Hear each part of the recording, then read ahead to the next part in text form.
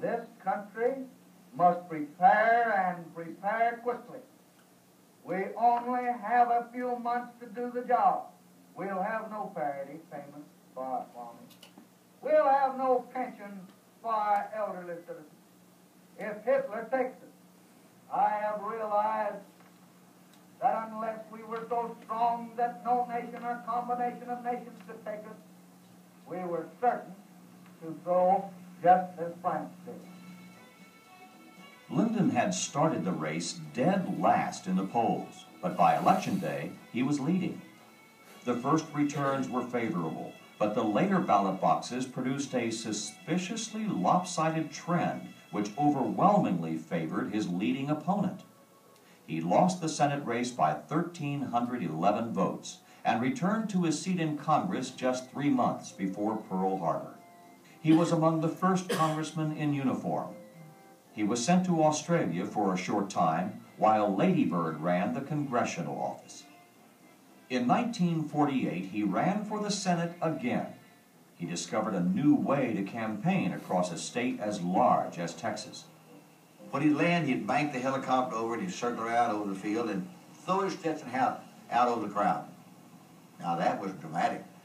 And he had about a 4-beaver hat, you know, that was a good one. And when he did it, those of us on the ground who were part of the crew, our job was to go get that hat. He said, "That's coming out of my pocket. You get that hat when we throw it out." And we'd have to go get that hat. Usually we could get it, but if you got it recovered by a little 10-year-old boy, it'd pretty hard to run up and say, "Son, give me that hat," and take it away from him. So it wasn't always pleasant. Just as in the 41 Senate race, the last ballot boxes had a suspiciously lopsided trend. This time, it favored Lyndon Johnson.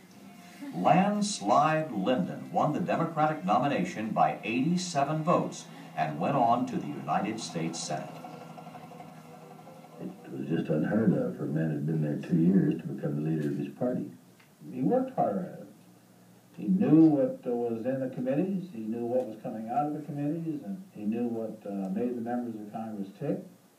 In 1954, the Democrats regained control of the Senate in the midterm elections.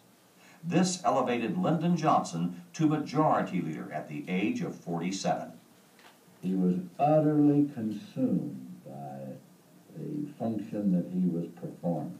And he worked just literally around the clock. No matter how hard we worked, he was working harder. The workload caught up with him, and he had a massive heart attack in July 1955.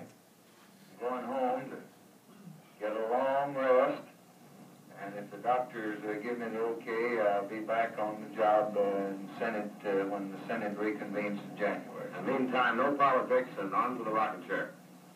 Well, I wouldn't say that you could take politics completely away from me, but we'll have it at a minimum. Good. He returned to the ranch he had purchased from his aunt in Stonewall, Texas. The house, later known as the Texas White House, was on the Pedernales River near the site of his birth. Here, he would relax with friends and family, but in January 1956, he was back in Washington. He resumed the same frantic pace and skillfully managed passage of the first civil rights legislation in 100 years. In 1960, he ran for the presidency, but the Democratic Convention chose instead a young senator, John F. Kennedy of Massachusetts. Lyndon surprised many by accepting Kennedy's offer to be his running mate. He became vice president in January 1961. One duty President Kennedy gave Lyndon was to head the nation's space program with a goal of landing men on the moon by the end of the decade. He had a lot of respect for the president, and he thought he could help him, and he wanted to. So the president asked Lyndon to go on several trips for him. I think we went around the world twice, and I enjoyed it, but it was not the meat and potatoes 12-hour-a-day diet that was Lyndon's. That would all change on November 22nd, 1963. John F. Kennedy was assassinated in Dallas, Texas. In that moment of national tragedy, Lyndon Baines Johnson became the 36th President of the United States. He now faced the task of leading a grieving nation and world.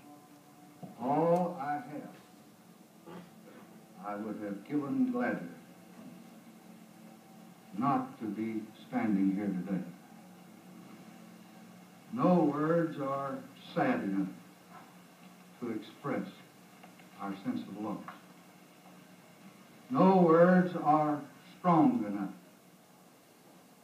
to express our determination